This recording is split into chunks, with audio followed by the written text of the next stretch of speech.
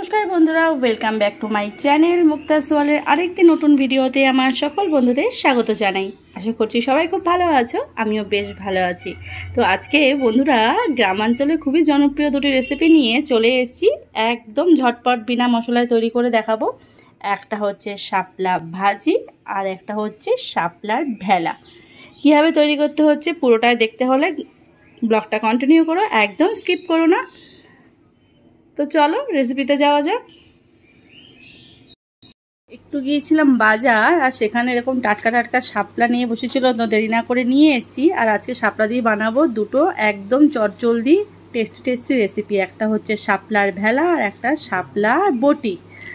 তো চলো রেসিপিটা তোমাদের সাথে শেয়ার করে নেওয়া যাক ঝটপট। চলো ঝটপট রেসিপিটা শেয়ার করে নেওয়া যাক। প্রথমেই শাপলাগুলোকে ভালো করে ছাল তুলে কেটে নেব। দিয়ে দেখো শাপলার ফুলগুলোকে বাদ দিয়ে, শাপলা বটি থেকে হাত থেকেই ভালো হয়। দেখো হাতের সাহায্যে এইভাবে তুলে দিলে কিন্তু শালগুলো খুব সুন্দরভাবেই উঠে আসে। এইভাবে নিয়ে দেখো ঠিক এরকমভাবে সাজানোটা খুবই সোজা। আরেকটাও দেখিয়ে দিচ্ছি তোমাদের সাথে। এরকমভাবে মুখগুলোকে জাস্ট তুলে নেব, আর নিয়ে একসাথে এরকমভাবে টেনে নিলে কিন্তু শাপলার ছালগুলো একদম উঠে যাবে। তো শাপলার ছালগুলোকে ছাড়িয়ে নেওয়া যায়। দেখো দুরকম সবজি বানানোর জন্য এই শাপলা ভাজি করার জন্য এখন ছোট ছোট করে শাপলাগুলোকে কেটে নিয়েছি। আর শাপলা ভেলা বানানোর জন্য এরকম এক আঙুল সাইজে শাপলাগুলোকে ছাল ছাড়িয়ে পুরো কেটে নিয়েছি। এখানে নিয়েছি দেখো বেশ কয়েকটা নারকেলের পাতা ছাড়িয়ে যে মানে শলা হয় না, সেই শলা। এগুলো কিন্তু ইউজ নয়, একদমই পাতা থেকে ছাড়িয়ে নেওয়া ঘরে থাকে, সেগুলোই আমি নিয়ে নিয়েছি।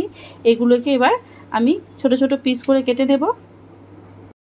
কাটাকাটিগুলোকে আমি কিন্তু এরকম পিস পিস করে কেটে একদম ধুয়ে পরিষ্কার করে নিয়েছি। আর এই শাপলাগুলো আমার রেডি, ধুয়ে পরিষ্কার করে নিয়েছি। এবার আমি শাপলার ভেলাগুলোকে বানিয়ে নেব।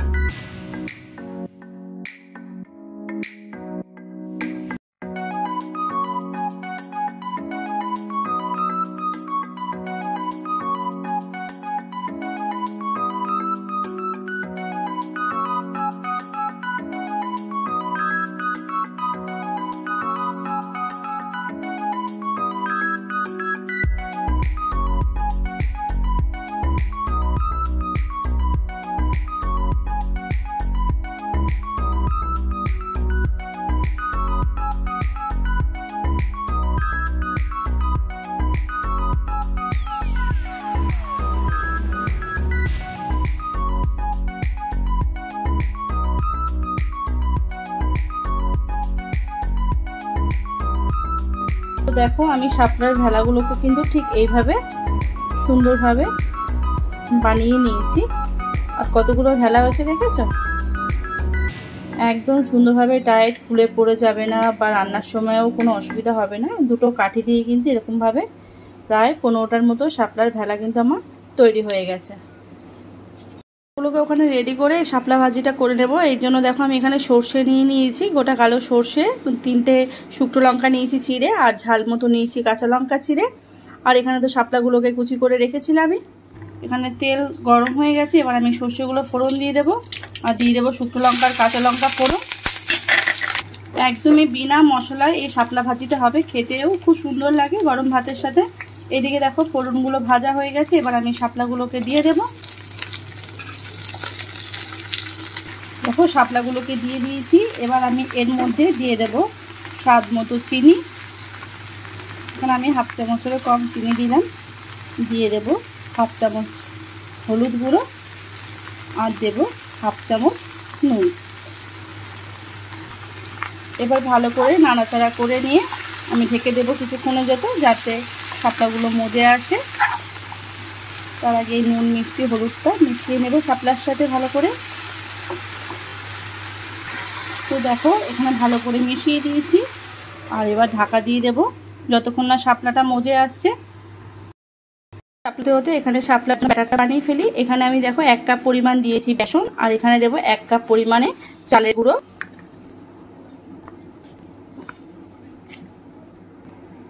এখানে আমি চালের গুঁড়োটা ইউজ করলাম, তোমরা চাইলে এখানে সুজিও ইউজ করতে পারো চালের গুঁড়োর পরিবর্তে, খুব মুচমুচে হবে খেতে। এখানে আমি আতপ চালের গুঁড়ো নিয়েছি, এটা খুব মুচমুচে হয় খেতে, আর শাপলার ভেলাটা কিন্তু মুচমুচে খেতেই দারুণ লাগে। এবার আমি এর মধ্যে দিয়ে দেবো হাফ চামচেরও পরিমাণে লঙ্কার গুঁড়ো, সামান্য একটু হলুদ দেব পরিমাণ মতো নুন, এখানে আমি নিচ্ছি হাফ চামচে, আর দেব 1 চামচ পরিমাণে চিনি। এবার ভালো করে এটা মিশিয়ে নিয়ে অল্প অল্প করে জল দিয়ে একটা ব্যাটার বানিয়ে নিতে হবে। ব্যাটারটা খুব বেশি পাতলা হবে না, আবার খুব বেশি ঘনও হবে না। আমি দেখিয়ে দিচ্ছি কেমন থিকনেসে ব্যাটারটা তৈরি করতে হবে। প্রথমে মশলাগুলোর সাথে ভালো করে বেসন আর চালের গুঁড়োটা একটু মিশিয়ে নিলাম। আমি এতে অল্প অল্প জল দিয়ে একটা তৈরি করে নেব।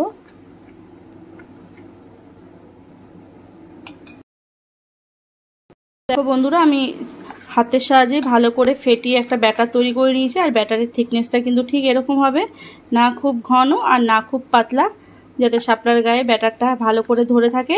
তাই এরকম একটা মিডিয়াম ব্যাটার কিন্তু তৈরি করে নিয়েছি।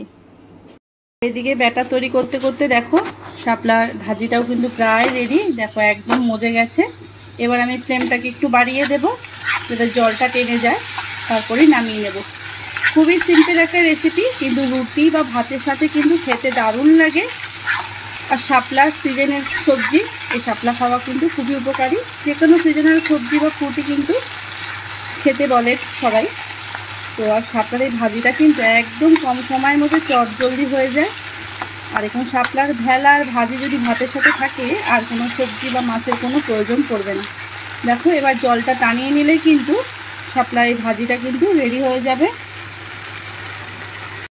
তো দেখো এই শাপলার ভাজি কিন্তু একদম রেডি, গরম গরম ভাতের সাথে দারুণ লাগে খেতে।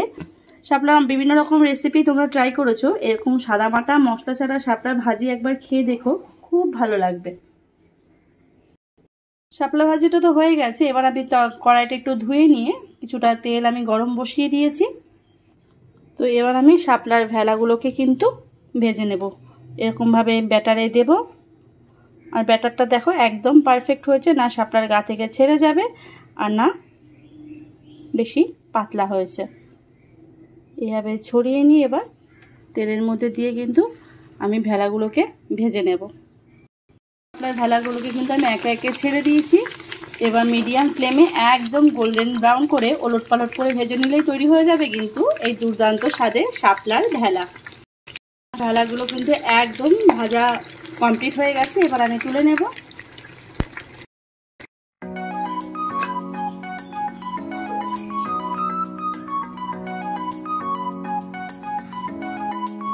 বন্ধুরা, গ্রাম অঞ্চলে খুবই জনপ্রিয় শাপলার ভেলা কিন্তু একদম গরম গরম রেডি, আর সাথে শাপলা ভাজি। গরম ভাতের সাথে যদি এরকম থাকে দুটি পদ, আর মনে হয় কিছু লাগবে না। তো আজকে এই তোমাদের রেসিপিটা কেমন লাগলো, শাপলার ভেলা আর শাপলা ভাজি, অবশ্যই আমাকে জানিও। আর তোমরা কিন্তু অবশ্যই একবার বাড়িতে ট্রাই করে দেখবে যে কেমন লাগে খেতে। আর যারা যারা ট্রাই করেছো তারাও আমাকে জানিও যে তোমরা এটা ট্রাই করেছো কিনা। তো বন্ধুরা, আজ আসি, কাল আবারও কোনো নতুন রেসিপি বা ব্লগ নিয়ে চলে আসবো আমার বন্ধুদের মাঝে। ততক্ষণ সবাই ভালো থেকো, সুস্থ থেকো, সাবধানে থেকো, আর আমার চ্যানেলটাকে সাবস্ক্রাইব করো। টাটা।